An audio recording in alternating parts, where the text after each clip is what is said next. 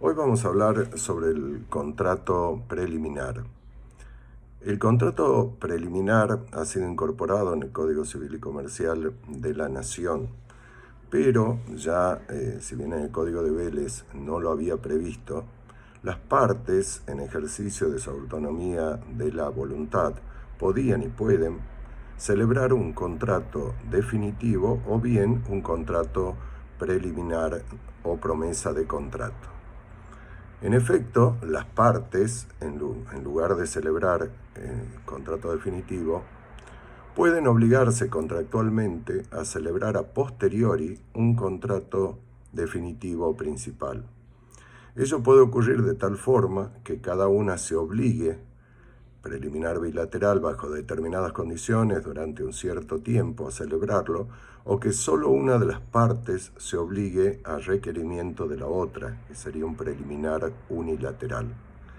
Estos contratos en los cuales las partes o solo una de ellas adquiere el derecho de exigir a la otra la celebración del contrato definitivo o puede ser un preliminar también de otro grado, se lo denomina antecontrato, promesa de contrato, Vorvertrag, le denominan en el derecho alemán, contrato de conclusión o Abschließungsvertrag, negocios de creación de contratos, Geschäftserrichtigung, Vertrag o Preliminary Promise o contratos preliminares, Pactum contraendo, Pactum in ineundo contractus, precontrato, contrato preliminar o contrato preparatorio.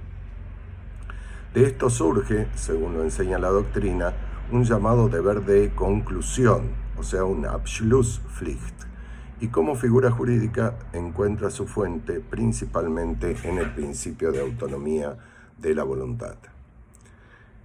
En cuanto a la terminología, existe ab inicio con relación a estos contratos un problema terminológico, y en este sentido, a los efectos de que quede claro que estamos dentro del ámbito contractual, preferimos llamar a los contratos preliminares como tales, pues la denominación de antecontrato, precontrato, promesa de contrato, contratos preparatorios, puede llevar a la confusión de pensar que nos estamos refiriendo al periodo precontractual, al periodo de las tratativas previas y no ya a un periodo contractual.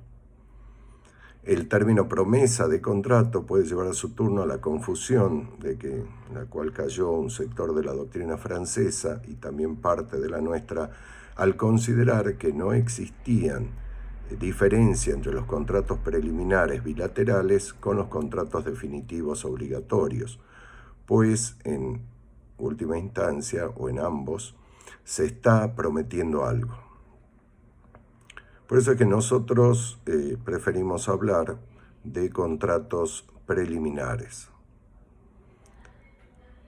Luego, otra cuestión que se ha planteado sobre este tema es la posibilidad lógica jurídica de la existencia de un preliminar de contrato.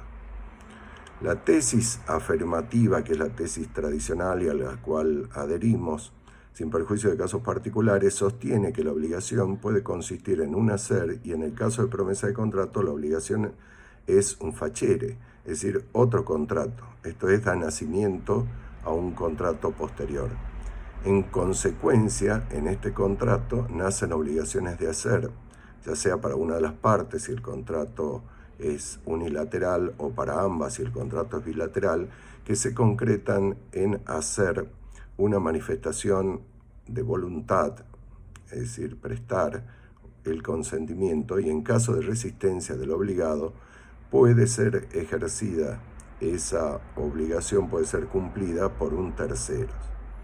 La tesis negativa, que dice que no son posibles los preliminares, tiene fundamento en el hecho de que la supuesta imposibilidad de que alguien se obligue a consentir, y esta dificultad se agravaría cuando se sostiene la eventualidad de que por vía de ejecución directa o en especie de la obligación se coaccione el remiso y se le sustituya en su voluntad. En concreto, esta teoría sostiene que el contrato preliminar no es posible, pues querer o declarar un contrato futuro es querer o declarar esa posterior entidad jurídica en la plenitud de su significación. Pero calificada esa manifestación de voluntad como incoercible e infungible, el contrato preliminar desaparece en cuanto se pretende hacer cumplir forzosamente la obligación. Otra teoría que se ha propuesto es la de la indemnización de perjuicios, que acepta la existencia del preliminar de contrato, pero niega la posibilidad de que se coaccione al remiso y se le sustituya en su voluntad. También se ha esbozado la teoría de la cooperación, según la cual el contrato y por lo tanto el facere a que se obligan las partes es simplemente desarrollar lo que ya habían acordado en el contrato preliminar. Por otro lado, se ha afirmado lo superfluo de la obligación de hacer, que se supone forma parte del contenido del contrato, promesa de contrato, contrato preliminar, siendo considerado como un rodeo inútil. Estas teorías las veremos presentarse en nuestro derecho, especialmente cuando se discute la naturaleza del boleto de compraventa. Nosotros consideramos al preliminar o promesa de contrato como un contrato perfectamente válido en general, cuya observancia acarrea que la voluntad del deudor sea suplantada por el juez en caso de incumplimiento. En cuanto al concepto del contrato preliminar, es usualmente definido como el contrato en que obliga a la conclusión de otro contrato. Completando esta definición, López de Zavalía sostiene que el contrato preliminar es un contrato puro condicional, jurídicamente contingente, que obliga a la conclusión de otro contrato, definitivo o preliminar, de otro grado, que regulará los intereses de las mismas partes sustanciales. Al afirmar que el preliminar es un contrato, se lo distingue de las tratativas previas o de los pourparlers, que no son contrato y que pueden generar responsabilidad precontractual. También queda definida su naturaleza normativa y que requiere para su perfeccionamiento el consentimiento de las partes contratantes, lo que lo distingue del supuesto de oferta irrevocable por renuncia a la facultad de retractación.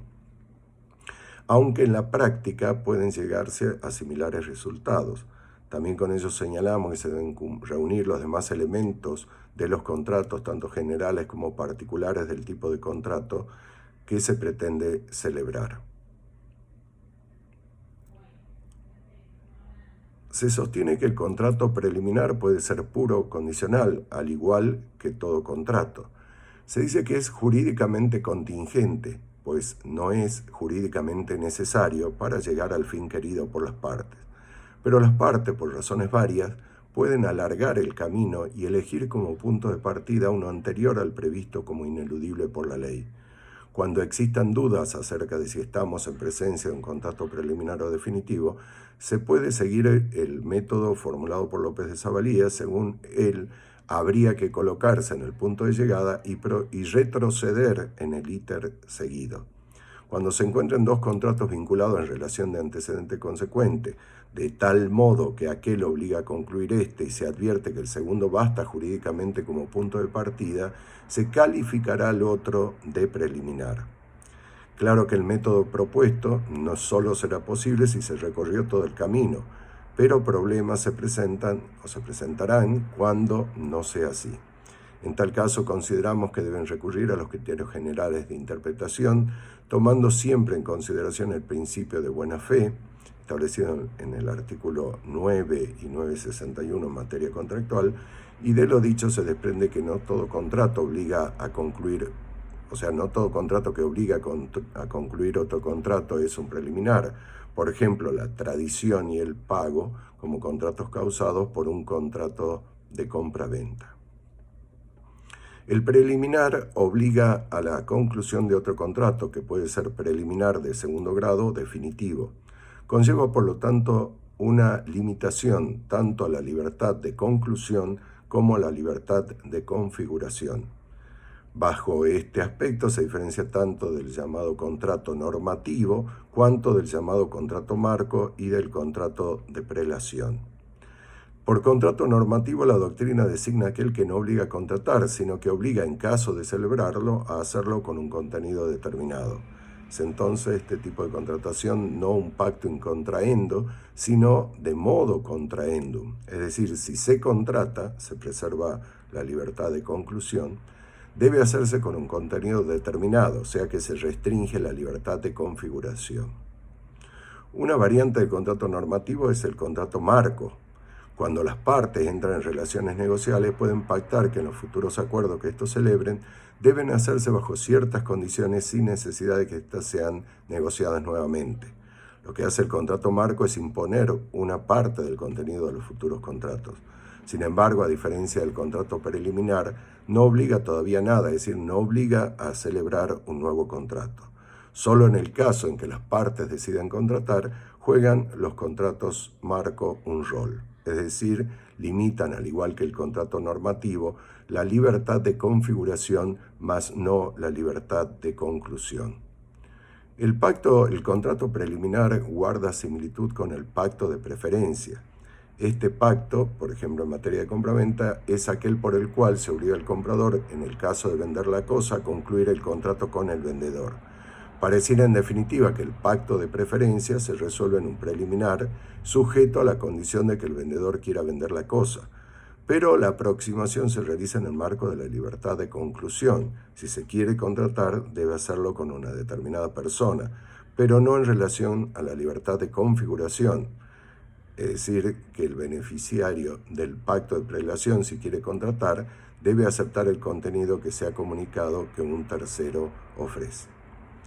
El preliminar puede ser de primer grado, pues obliga a la conclusión de un contrato definitivo, o de segundo grado, es decir, obliga a la conclusión de otro preliminar. El contrato previsto por el preliminar debe estar destinado a regular los intereses de las mismas partes sustanciales. En la definición se da cabida al preliminar a favor del tercero, debiendo cumplir en tal caso los requisitos establecidos por el Código Civil y Comercial, es decir, debe satisfacer también el interés del estipulante. Como todo preliminar puede ser como contrato ya, o sea, como acto jurídico bilateral patrimonial, puede ser unilateral o bilateral, según que una sola de las partes quede obligada a concluir el futuro contrato o que lo estén ambas. El preliminar, sea unilateral o bilateral, siempre requiere a los efectos de su conclusión la actividad y consentimiento de ambas partes, pues se trata de un contrato, solo que en el preliminar unilateral del beneficiario dependerá o no la conclusión del contrato previsto. En este supuesto, la posición del beneficiario es similar a la de un destinatario de una oferta irrevocable, pero ello no significa que no haya diferencias. En la oferta basta la actividad del destinatario para concluir el contrato a través de la aceptación, acto jurídico unilateral. En cambio, en el preliminar es necesaria una nueva declaración de voluntad de las partes para concluir el contrato definitivo. También se diferencia el contrato preliminar del contrato de opción, por el cual se otorga a una parte el derecho de hacer valer una relación contractual a través de una declaración de voluntad unilateral. Se dice que el derecho de opción es un derecho de conformación, mientras que en el preliminar surge una pretensión. Un contrato preliminar celebrarán las partes, por ejemplo, cuando ellas no son capaces de determinar todavía todos los puntos del futuro contrato, pero quieren quedar ya vinculadas. El derecho de opción supone, en cambio, que todos los puntos del contrato ya han sido negociados, de tal forma que no sea necesaria una nueva discusión. He traído a colación el contrato de opción porque se logra la misma finalidad práctica que en la oferta irrevocable por un tiempo determinado. Así, por ejemplo, en el proyecto de unificación, el artículo 56, segundo párrafo, establecía que el preliminar, que siempre es un acto jurídico bilateral patrimonial, puede ser unilateral o bilateral y puede prever la conclusión de un contrato definitivo unilateral o bilateral o de un nuevo contrato preliminar. ¿Qué ocurre en caso de incumplimiento de la obligación de concluir el contrato? En el caso se ha planteado en la doctrina con relación a los boletos de compra-venta, encontrándose la misma dividida.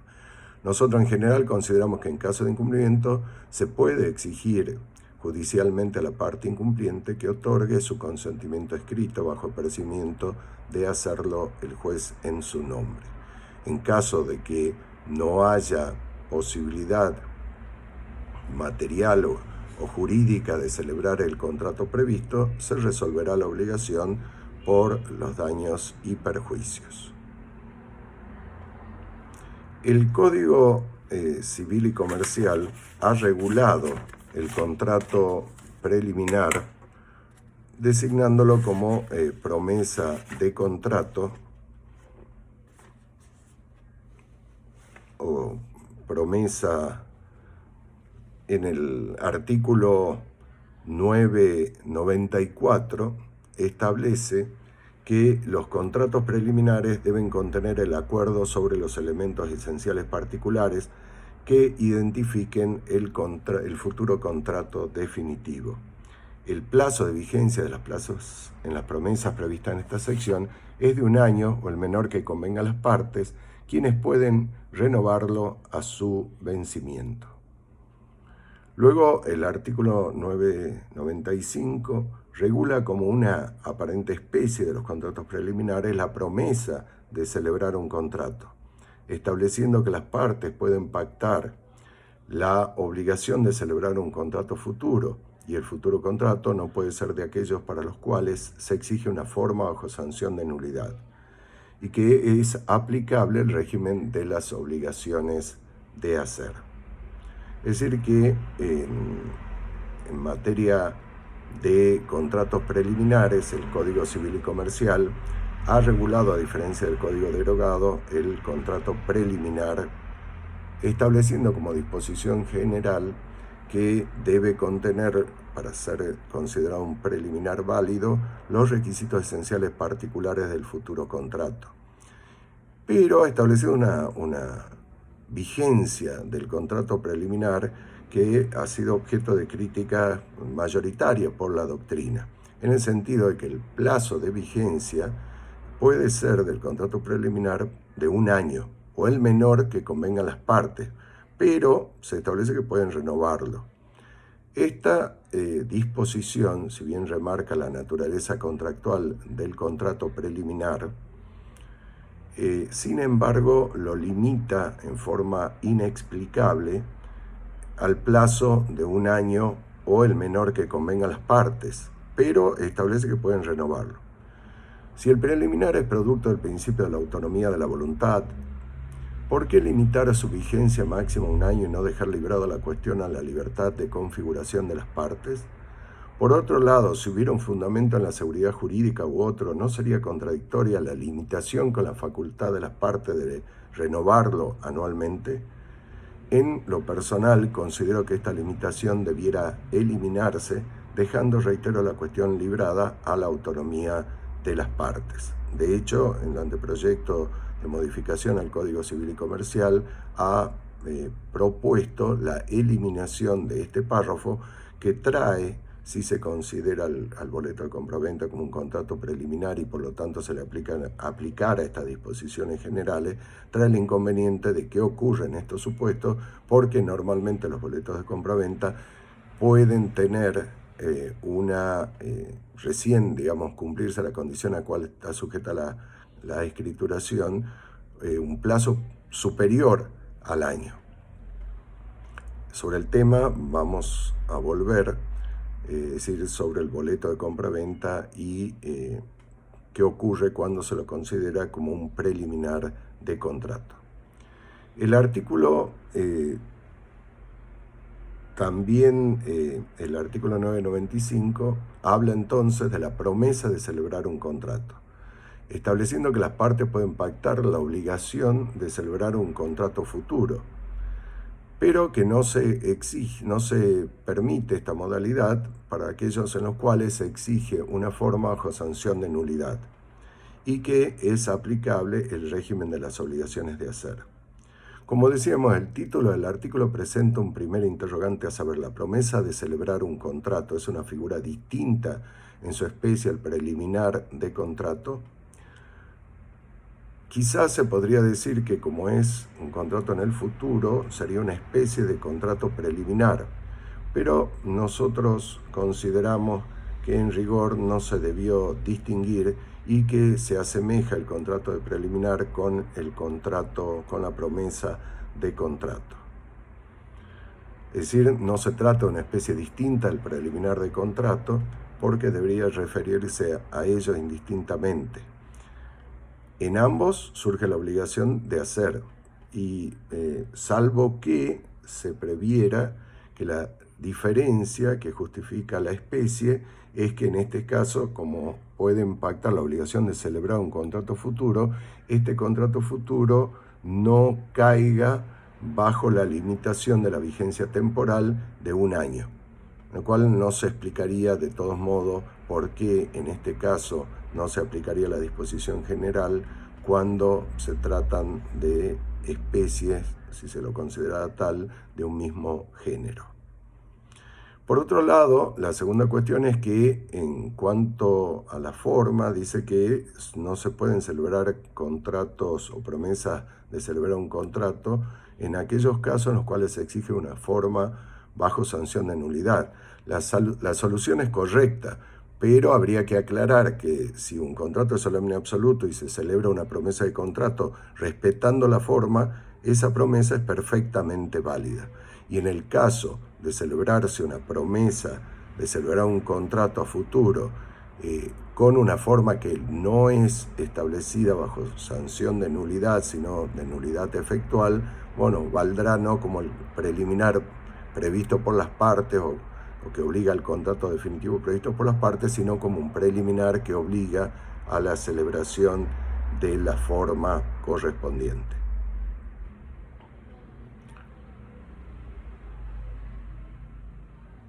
Es decir, permite el artículo la celebración de un contrato preliminar o promesa de contrato que no tenga la forma prevista para el definitivo si este es solo formal, solemne, relativo.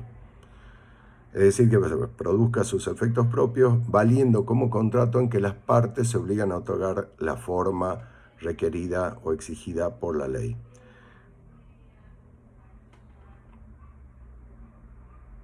Cabe acotar, por otro lado, que si se considera eliminada la categoría de los contratos reales, los preliminares o con contratos, promesa de contratos futuros, podrían también aplicarse a los contratos que otrora, durante el régimen de Vélez, eran contratos reales. Pero si se admite la supervivencia de esta categoría, se planteará la misma discusión que se planteó durante la vigencia del Código de Vélez sobre la posibilidad o no de celebrar contratos preliminares de contratos reales.